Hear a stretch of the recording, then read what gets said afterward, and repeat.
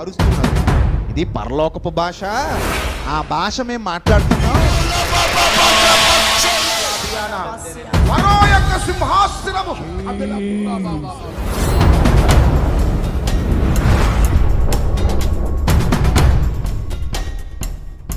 స్తోత్రం, praise the lord. అన్య భాషలు ఆగిపోయాయా? అన్య భాషలు మాట్లాడేవాళ్ళు పిచ్చి భాషలు మాట్లాడుతున్నారా? అన్య భాషలకు అర్థం తెలియకుండానే అరుస్తున్నారా? ఇలా మాట్లాడటం వల్ల సంఘానికి నష్టం జరుగుతుందా? ఈ భాషలను ఎగతాళి చేస్తున్నటువంటి వ్యక్తి ఒకరున్నారు. సో ఈ సమయంలో వారిని మనం ఒకసారి పరిచయం చేసుకున్నాం. ఈ భాషలు పిచ్చి భాషలు అంటూ, ఈ భాషలు దేనికి పనికిరావంటూ, ఇది కనీసం అర్థం కూడా తెలియదంటూ మరి దైవ సేవకులని చిన్నగా వ్యంగ్యంగా మాట్లాడుతున్నటువంటి ఒక దైవ సేవకుడు ఉన్నాడు. సో మనకు తెలిసినటువంటి పరిచయమైనటువంటి విజయ్ ప్రసాద్ రెడ్డి గారు అసలు ఏమంటున్నారు ఒకసారి విందాం.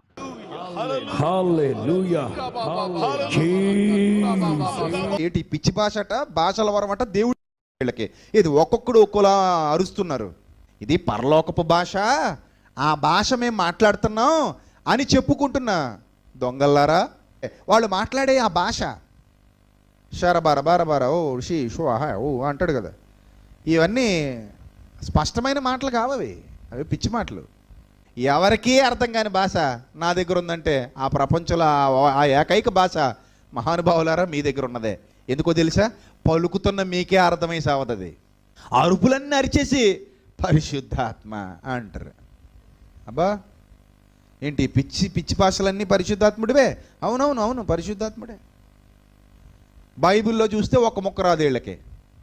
సరిగ్గా డౌట్లు అడిగితే ఆన్సర్ చెప్పలేరు. ఈ కొరకు కలుగునుగాక. విన్నారు కదా, ఈ భాషలు పిచ్చి భాషలు అంటూ తను కామెంట్ చేయడం ప్రారంభించాడు. ఈ భాషలకు అర్థాలు తెలియదంటూ కూడా కామెంట్ చేశారు. అసలు యాక్చువల్గా ఈ భాషల వరమును, ఈ భాషల యొక్క పద్ధతిని, ఈ భాషల యొక్క ఆయన సన్నిధిని మనం అపోస్తుల కార్య గ్రంథం 2వ అధ్యాయంలో స్టార్ట్ అయినప్పుడు చూస్తాం. అక్కడ పెంతెకోస్తు దినమున లేక పెంతెకోస్తు పండుగ దినమున ఆ మహనీయుడైనటువంటి జీవము కలిగిన దేవుడు అద్భుతాన్ని సృష్టించాడు. ఏంటి అద్భుతం అంటే అర్థం కానటువంటి భాషల్లో వాళ్ళు అక్కడ మాట్లాడుతున్నారని.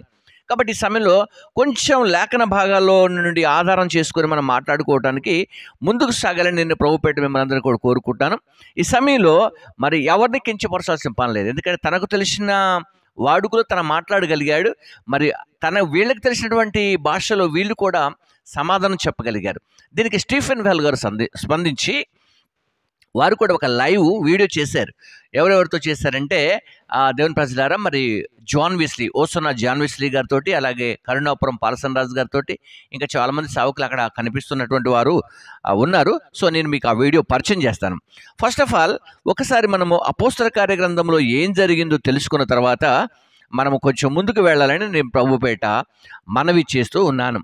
గమనిద్దాం ఏమని మాట్లాడింది ఆ మాట అంటే, అపోస్తల కార్య గ్రంథం 2వ అధ్యాయం 4వ వచనంలో, అందరూ పరిశుద్ధాత్మతో నిండిన వారై ఆ ఆత్మ వారికి వాక్శక్తి అనుగ్రహించిన కొలది అన్య భాషలలో మాట్లాడసాగిరి. అన్య భాషలలో వారు మాట్లాడసాగిరి. సో అన్య భాషలు అంటే ఇక్కడ అర్థం ఏంటంటే వారి మీదకి వచ్చినటువంటి ఆత్మ, వారికి ఏ ప్రేరేపణ కలిగినటువంటి ఆత్మ ఉందో ఆ భాషలు మాట్లాడారని దాని అర్థం. ఆ తర్వాత మనం చూస్తే ఇక్కడ అద్భుతమైనటువంటి విషయాన్ని కూడా ఇక్కడ రాశాడు 7వ వచనంలో. ఏమైందో తెలుసా? అక్కడికి గుంపులు గుంపులుగా ప్రజలు కూడి వచ్చారు. అక్కడికి అనేకులు కూడా ప్రజలు వచ్చారు. అంతటా అందరూ విభ్రాంతి నొంది ఆశ్చర్యపడి, ఇదిగో మాట్లాడుచున్న వీరందరూ కూడా గలిలయులు కారా? మనలో ప్రతివాడు తాను పుట్టిన దేశపు భాషలో వీరు మాట్లాడుట మనము వినుచున్నామే, ఇదేమి అంటూ పార్థీల, మాధీల, ఎనామీల, మెఫోతమీల, యూదయ, కపదోకియ, ఫొంతు, ఆసియా, పృంగియ, పంపులియ, ఐగుప్తను దేశమందలి వారు ఇక్కడికి వచ్చినట్టుగా ఇక్కడ మనము చూస్తున్నాం దుర్మిళ్ళారా. కాబట్టి ఇక్కడ భాష వరము, భాషలు అనే మాట ఇక్కడ వాడబడింది. సో ఈ భాషల వరము ద్వారా అసలు ఏం చేయాలని, అర్థమవుతుందా? ఒకవేళ భాషలు ఇచ్చాడు దేవుడు, దాంతో ఏం చేయాలనుకుంటున్నాడు దేవుడు? భాషల వరము చేత ఏమి కల్పించాలనుకుంటున్నాడు, ఏమి అర్థం చెప్పాలనుకుంటున్నాడు వాటితోటి. మనం ఒకసారి మనందరం కలిసి ప్రభునామాన్ని స్తుతిస్తూ ఒకసారి మనము కొరింథీ పత్రిక 14వ అధ్యాయంలోకి వెళ్దాం. మొదటి కొరింథీయులకు రాసినటువంటి పత్రిక, మొదటి కొరింథీయులకు రాసిన పత్రిక మరి 14వ అధ్యాయము వచనము మరి 15 చూసుకుంటే ముందుకు సాగొచ్చు మనం. ఓకేనా? రైట్. ఇక్కడ ఒక విషయాన్ని కూడా జ్ఞాపకం చేస్తున్నటువంటి సందర్భం కూడా ఉంది. ఇక్కడ తెలుగు బైబిల్లో, అంటే తెలుగు ట్రాన్స్లేషన్ బైబిల్స్ ఉన్నాయి, అందులో కూడా ఇక్కడ మనకి అదే పత్రికలో చెప్పాడు ఏంటంటే స్థానిక సంఘములో ఆత్మవరాల పరిచర్య క్రమము అని రాయబడింది. ఆత్మవరాల పరిచర్య క్రమము, సంఘంలో ఆత్మవరాలు కూడా ఉండాలి అని చెప్పేసి. సో ఆ విషయాలన్నీ కూడా మనము చూసుకోవడానికి మనము ప్రయత్నం చేద్దాం. ఇక్కడ ఒక మాట గుర్తు చేద్దాం. ఏమని ఆ మాట రాశాడు, దేనికి రాశాడు, ఎందుకు రాశాడు అనే విషయాన్ని కూడా ప్రభునామాన్ని బట్టి ముందుకు మనము సాగుదాం. ఎందుకు ఈ భాషల వరావళ్ళు మరి జీవము కలిగిన దేవుడు మనకిచ్చాడంటే సంఘ క్షేమాభివృద్ధి కోసం మాత్రమే ఈ భాషల వరములను దేవుడు కలుగు చేశాడు. అయితే ఈ భాషల వరాలను అడ్డు పెట్టుకొని అనేకంగా అబద్ధాలు చెప్పి పరిచర్య చేసేవారు కూడా లేకపోలేదు ప్రేమటువంటి దేవుని బిడ్డలారా. చూద్దాం ఒకసారి ఈ విషయాలన్నీ కూడా మనం స్పష్టంగా నేర్చుకోవడానికి ముందుకు సాగుదాం. ఏమని ఇక్కడ రాయబడది, ఏమని చెప్పబడుతుంది, అందుకే ఇక్కడ కోరుకుందాం దేవుని యొక్క మహిమలో మనం ముందుగా చూద్దాం ఒకసారి. ఏమంటున్నాడంటే మొదటి కొరింథీ పత్రిక 14వ అధ్యాయం 3వ వచనం నుంచి మనం కంటిన్యూషన్ అవుదాం. కొన్ని విషయాలు నేర్చుకుందాం. క్షేమాభివృద్ధియు హెచ్చరికయు ఆదరణయు కలుగునట్లు ప్రవచించువాడు మనుష్యులతో మాట్లాడుచున్నాడు. రైట్. భాషతో మాట్లాడువాడు తనకే క్షేమాభివృద్ధి కలుగు చేసుకొను గాని ప్రవచించువాడు సంఘము క్షేమాభివృద్ధి కలుగు చేయును అంట. అంటే ప్రవచించేవాడు ఏం చేయాలంటే, ప్రవచిస్తున్న వ్యక్తి కానీ భాషలు మాట్లాడుతున్న వ్యక్తి కానీ ఏం చేయాలంటే సంఘము యొక్క క్షేమాభివృద్ధి కొరకు, సంఘము యొక్క అభివృద్ధి పాటుపడటానికి ఈ భాషల వరాన్ని వాడమన్నాడు. తర్వాత 5వ వచనంలో వీరందరూ కూడా భాషలతో మాట్లాడవలనని కోరుచున్నాను కానీ మీరు ప్రవచింపవలనని మరి విశేషముగా కోరుచున్నాను. సంఘము క్షేమాభివృద్ధి పొందు నిమిత్తము భాషలతో మాట్లాడువాడు అర్థము చెబితేనే గాని వాని కంటే ప్రవచించేవాడే శ్రేష్ఠుడు. అర్థమైంది? భాషలు మాట్లాడితే ఓకే, కానీ దాని అర్థం చెప్పటం కూడా రావాలి. భాషలు మాట్లాడితే ఓకే, సంఘ క్షేమాభివృద్ధి కలగాలి. భాషలు మాట్లాడితే ఓకే, ఎదుటివాడు బాగుపడాలి. లేదా దీనికంటే ప్రవచించేవాడే మేలు అని చెప్పి అపోస్తలుడైన పౌలు గారు మరి కొరింథీ సంఘంలో ఈ మాటలు చెబుతున్నాడు. తర్వాత విషయం 6వ వచనంలో సహోదరులారా ఆలోచించండి, భాషలతో మాట్లాడుచు నేను మీ వద్దకు వచ్చి సత్యమును బయలుపరచవలని ఏదైనాను జ్ఞానోపదేశము చేయవలనైనను ప్రవచించవలనైనను లేక బోధింపటానికైనను మీలో మాట్లాడకపోయిన ఎడల నా వలన ప్రయోజనం ఏంటి? అంటే భాషలతో మాట్లాడినా, బోధించినా, ప్రార్థన చేసినా నాలో సత్యము లేకపోతే, నేను జీవము కలిగిన దేవుణ్ణి పరిచయం చేయకపోతే అందులో ఎలాంటి ఫలితం ఉండదని కూడా ఆయన అక్కడ ఉన్నటువంటి విషయాన్ని మనకు స్పష్టంగా చెబుతున్నాడు. కాబట్టి దేవుని ప్రజలారా ఇక్కడ ఈ విషయాన్ని చూద్దాం ఒకసారి. ఏమంటున్నాడు తెలుసు? ఇక్కడ 12లో మీరు ఆత్మ సంబంధమైన వరముల విషయమై ఆసక్తి గలవారు గనుక సంఘమునకు క్షేమాభివృద్ధి కలుగు నిమిత్తము అవి మీకు విస్తరించున్నట్లు ప్రయత్నము చేయుడి. అర్థమవుతుంది? విస్తరించున్నట్టు ప్రయత్నం చేయండి ఆత్మ వరాలని.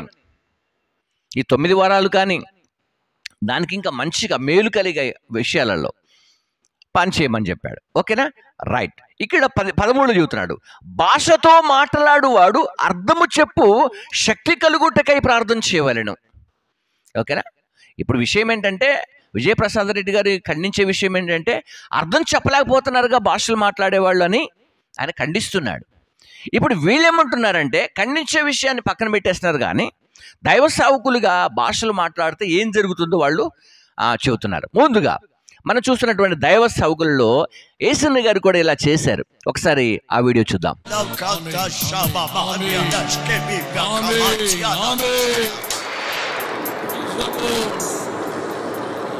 స్తుతి స్తుతి స్తుతి స్తుతి స్తుతి స్తుతి మహిమలు నీకే నీకే నీకే.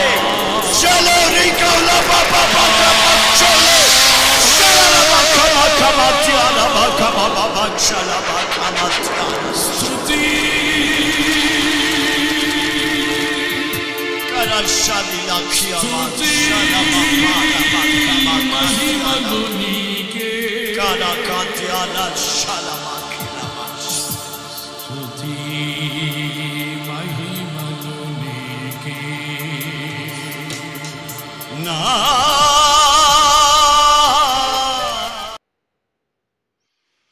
రైట్. మరి కొంతమంది సావుకులు కూడా ఇందులో ఉన్నారు, వారిని కూడా చూద్దాం.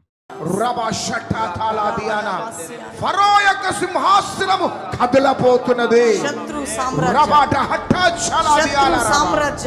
శత్రు సామ్రాజ్యాలలో మహాఘోష, మాంత్రికుల స్థావరాలలో మహాఘోష, చీకటి శక్తులు, అంధకార శక్తులు, బాణామతి చాతబడి శక్తులు, శుద్ర శక్తులు ప్రధానులపై, అధికారులపై, ప్రస్తుత అంధకార సంబంధులకు, లోకనాథులపై, ఆకాశ మండలంలోని దురాత్మ శక్తులపై మహాఘోష మహాఘోష.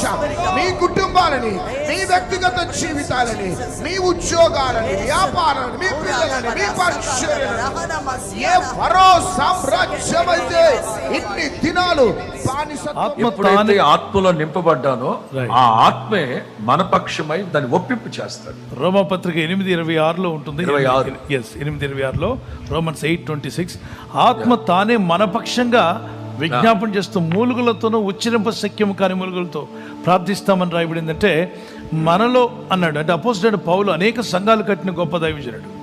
అలాంటి దైవజనుడు అంటున్నాడు, మనలో ఎవనికి అన్నప్పుడు ప్రతి క్రైస్తవునికి యుక్తముగా ప్రార్థన చేయటం ఎలాగో తెలియదు అన్నాడు. స్తుతి కలుగును గాక. చూసారు కదా, ఇప్పుడు మనము మాట్లాడుకుందాం కొన్ని విషయాలు.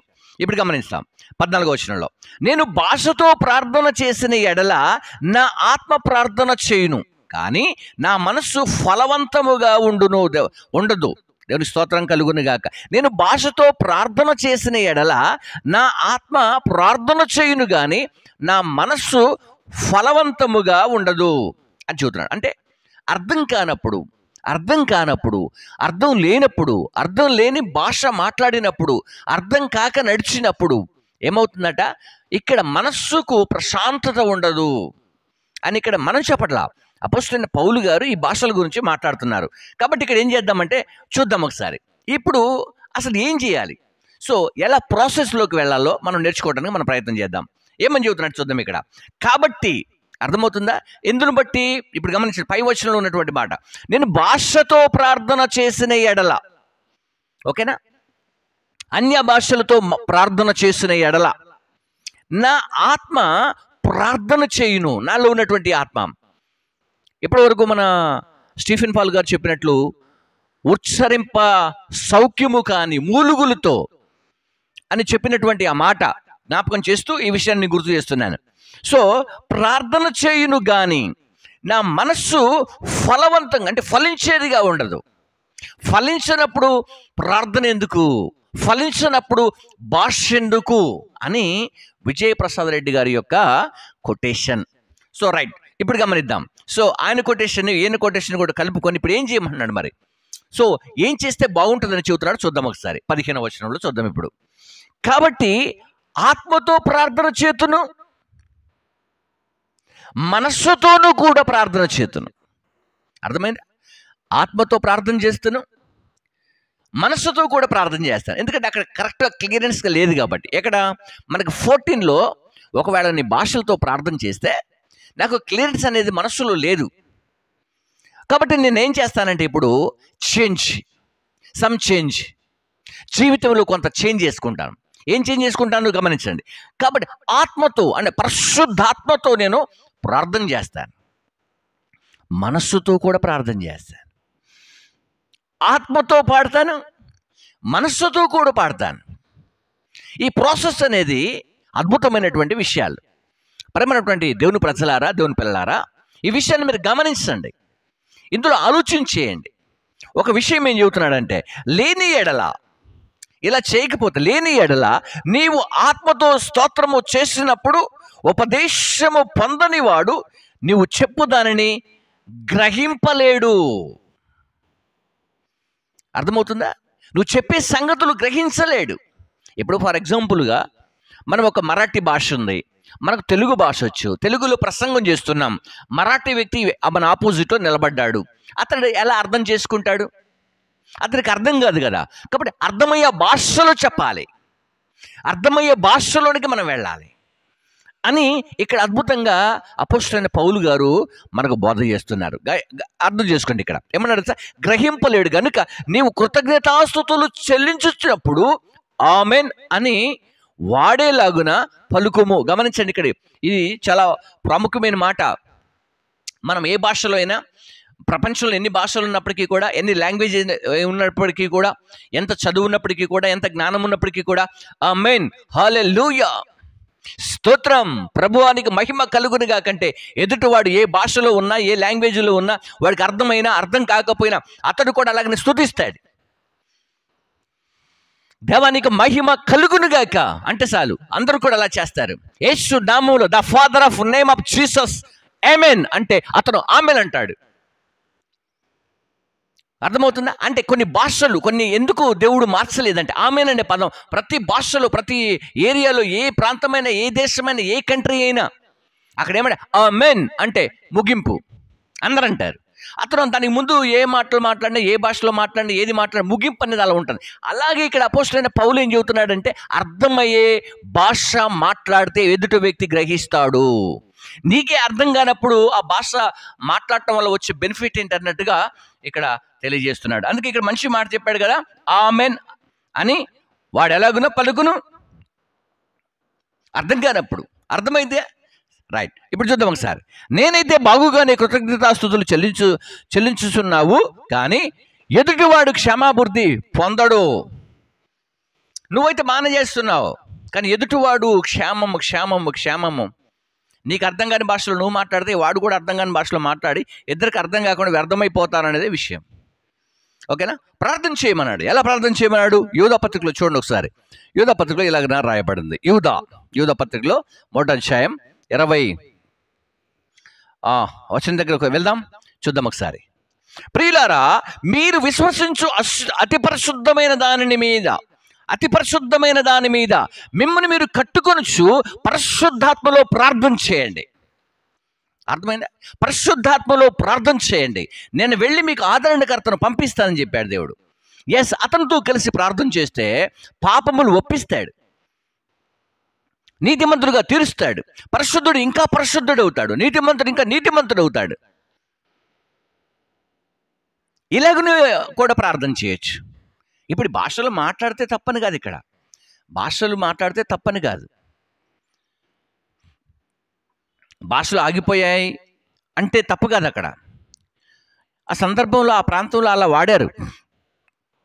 కొన్ని మాటలు చాలా బాగుంటాయి బైబిల్లో, కానీ కొన్ని అర్థం కావు మనకి. కాబట్టి ఈ సమయంలో ప్రేమటి వాళ్ళరా, ఎవరు మాట్లాడినా ఎవరు మాట్లాడకపోయినా భాషలు మాట్లాడేవాళ్ళు సంఘ క్షేమాభివృద్ధి కొరకే మాట్లాడాలి.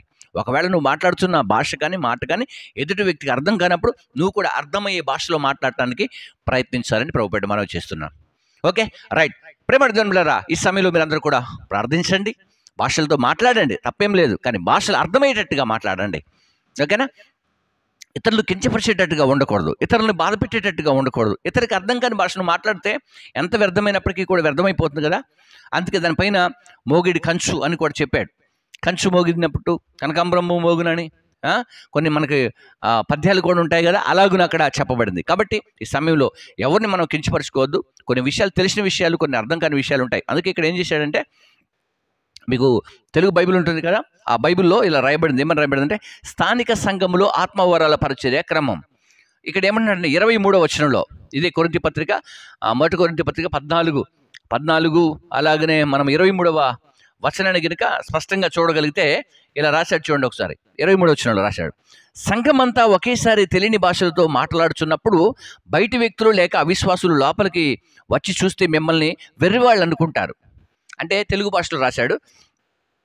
సో మనకున్నటువంటి భాషలోనికి ఒకసారి వెళ్దాం. అక్కడ ఏమని చెప్పబడుతుందో ఆ మాటను చూసుకుందాం. 1 కొరింథీ పత్రిక మరి 14వ అధ్యాయంలో ఈ మాట 23లో నేను చాలా చక్కగా రాసినటువంటి మాటను మీకు గుర్తు చేసి ముగిస్తాను. సంఘమంతయు ఏకముగా కూడి అందరూ భాషలతో మాట్లాడుచుండగా ఉపదేశము పొందని వారైనను అవిశ్వాసులైన లోపలికి వచ్చిన ఎడల వీరు ఎర్రి మాటలు మాట్లాడుచున్నారని అనుకుందురు కదా. అర్థమవుతుందా? అందరూ ప్రవచించుచుండగా అవిశ్వాసి ఉపదేశము పొందని వాడైన లోపలికి వచ్చిన ఎడల అందరి బోధలు తాను పాపినని గ్రహించి అందరి వలన విమర్శించబడును అని ఇక్కడ చక్కగా రాశాడు. దాని బిడ్డరా, మనం మాట్లాడే విషయం ఏంటంటే భాషలతో మాట్లాడినప్పుడు ఎదుటి వ్యక్తులు వచ్చినప్పుడు అర్థం కాకపోతే ఇలా అనుకుంటారని కూడా ఇక్కడ రాశారు. కాబట్టి మీరు అలా అనుకోకుండా అందరికి అర్థమయ్యే రీతిలో మాట్లాడండి, భాషలతో మాట్లాడండి, ప్రార్థించండి, ఆత్మతో ప్రార్థించండి, సత్యంతో ప్రార్థించండి. అంతేకాకుండా నేను మనసుతో కూడా ప్రార్థన చేస్తాను, చేయండి, చాలా మంచిది. పరిశుద్ధాత్మలో ప్రార్థన ఇంకా మంచిది. ఎట్టి పరిస్థితుల్లో ఆత్మలను రక్షించడానికి, సంఘ క్షేమాభివృద్ధి కలగడానికి నువ్వు భాషలు మాట్లాడినా, ప్రవచించినా, ఏది చేసినప్పటికీ కూడా దేవుని నామానికి మహిమ తీసుకొచ్చేదిగా ఉంటే అది అందరినీ కూడా ఆశీర్వదిస్తుంది. God bless you. అందరికీ శుభాలు కలుగును గాక. ఎప్పటివరకు ఈ వీడియోని వీక్షించిన మీ అందరికీ కూడా శుభాలు తెలియజేస్తూ మిమ్మల్ని అందరినీ కూడా దేవుడు చల్లగా చూసి ఆశీర్వదించును గాక. May God bless you.